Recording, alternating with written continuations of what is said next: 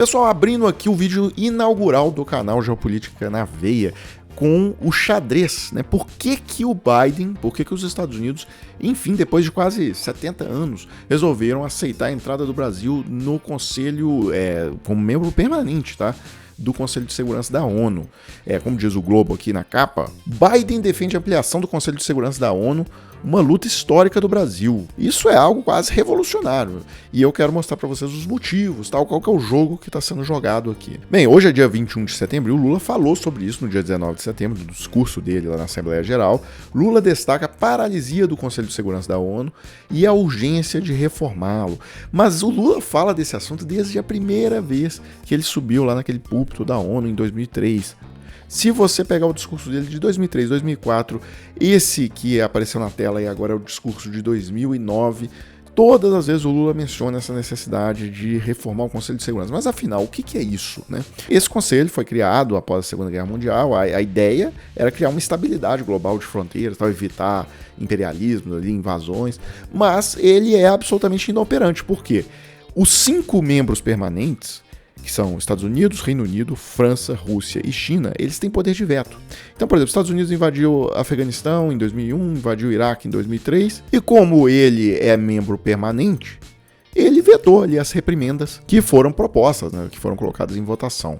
E isso acontece seguidamente. Agora a Rússia invadiu a Ucrânia em 2022 e ela veta qualquer reprimenda que circule ali no Conselho. Bem, e aí qual que seria a reforma mais óbvia desse Conselho? Incluir a terceira, a quarta e a quinta maior economia do mundo, né? Então inclui Japão, Alemanha e Índia, e o Brasil poderia entrar aí como representante da América Latina, talvez até colocar também um africano. Mas esses aí são os 4 países que estão há muito tempo batalhando para conseguir uma cadeira permanente lá no Conselho de Segurança, pelo peso de suas economias, pelo peso de suas populações também, etc. E aí você pode se perguntar, mas por que algum desses países que tem hoje esse privilégio de ter o poder de veto no conselho, o assento permanente no Conselho de Segurança da ONU, por que algum desses países cederia esse poder e ali abarcaria a proposta de uma reforma do Conselho? Uma vez que é uma regra, basicamente, que nenhum país cede poder de graça. E aí é necessário entender um pouquinho a lógica, a visão dos Estados Unidos sobre esse assunto, tá? Qual que é o xadrez que o Biden está jogando nessa história. Primeira coisa, a preocupação número 1, número 2, número 3, número 4 e número 5 dos Estados Unidos hoje é o confronto geopolítico, tecnológico, etc. com a China. E eles vão concentrar esforços nessa missão. Inclusive, esquece aquelas incursões de 2003, Oriente Médio. O Oriente Médio não é mais prioridade para os Estados Unidos, ainda mais, isso é um outro fator relevante, depois da Revolução do Xisto, né? Isso é pouco falado aqui no Brasil. Houve uma tecnologia, né? Eles conquistaram essa tecnologia de você fazer petróleo e gás também pela fricção hidráulica das rochas de xisto. Isso fez com que a produção de petróleo nos Estados Unidos tivesse um boom sem precedentes.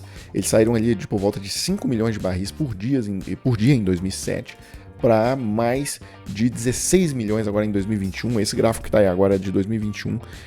É o maior produtor de petróleo do mundo disparado, né? Muita gente, eu repito isso, muita gente no Brasil não sabe disso. E isso é fundamental para entender todo o xadrez que eu estou explicando. Porque se não tem os Estados Unidos, né, vamos voltar aqui para a tela da atual formação do Conselho de Segurança da ONU. Tendo em vista que nesse momento, dada aí até a produção gigantesca de petróleo no próprio território americano, que eles não estão vislumbrando a invasão de nenhum lugar, então o veto, no caso, no momento não serve para absolutamente nada. Por outro lado, e eu repito, agora que vem o pulo do gato, eles estão vendo que o veto por exemplo, é o que está salvando a Rússia hoje lá no Conselho de Segurança. A Rússia está usando esse poder de veto, está fazendo uma invasão fora das regras da ONU, etc., uma anexação territorial lá na Ucrânia. E mais, né, os Estados Unidos ainda estão olhando para frente. Porque a guerra que está cantada, que está todo mundo sabendo que vai ter, é a invasão, né? A China vai fazer um desembarque e vai tomar Taiwan. Tem previsões aí para 2025, tem previsões para 2027. A The Economist fez uma análise muito completa, tá? Foi o tema de capa da revista. E aí é interessantíssima a matéria. Inclusive, eu acho que o próximo vídeo vai ser sobre esse assunto. Tá? Os mapas de guerra da Taiwan, os 11 pontos de desembarque que tem na ilha, é uma ilha toda cercada por montanha e vocês têm 11 pontos de desembarque. Inclusive, diga-se de passagem, né, a guerra começaria muito provavelmente não em Taiwan, tá? Começaria numa ilha ali que chama Guam, uma ilha do Pacífico, que é um pedaço dos Estados Unidos. e tem 170 mil habitantes americanos ali. Tem uma base importante militar, então para a operação funcionar, provavelmente eles teriam que fazer um ataque a mísseis e explodir essa base americana ali em Guam. Tem outra questão, se eles vão atacar a base de Okinawa, que está só a 600 km de Taiwan. Okinawa, lembrando, é uma base americana no Japão. E aí, um ataque a Okinawa provavelmente desencadearia a própria entrada do Japão, né, ao lado dos Estados Unidos na guerra. Então, essa guerra ela é mais do que esperada. O próprio Xi Jinping diz que a reunificação com Taiwan é o último passo para encerrar ali a Revolução de 49 e tal. Agora, o ponto aqui é o seguinte. Se você analisar como que ficaria o Conselho de Segurança da ONU depois de uma reforma que incluiria Brasil, Alemanha, Japão e Índia, e mais, né, essa reforma, pelo que é falado, você extinguiria essa história do veto. Isso é um dos principais pontos. O poder de veto acabaria. Então, imagine com 9 membros. Isso significa que França, Reino Unido, Estados Unidos, Japão e Alemanha certamente votariam para condenar a anexação de Taiwan, votariam, por exemplo, para condenar a anexação da Ucrânia pela Rússia.